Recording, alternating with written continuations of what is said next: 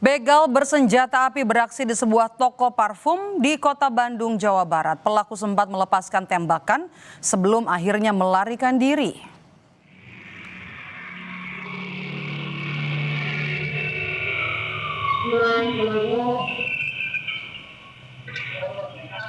CCTV ini merekam aksi begal bersenjata api di depan toko parfum di Jalan Gunung Batu, Cicendo, Kota Bandung.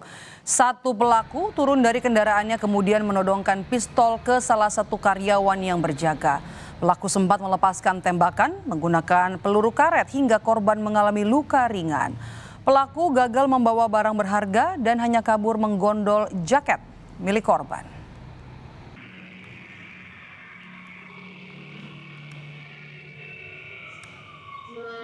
Udah tutup.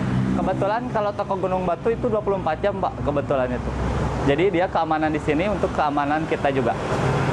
Buat yang diambil itu berupa jaket aja, Pak, alhamdulillahnya, karena si korban sempat melawan juga, Pak.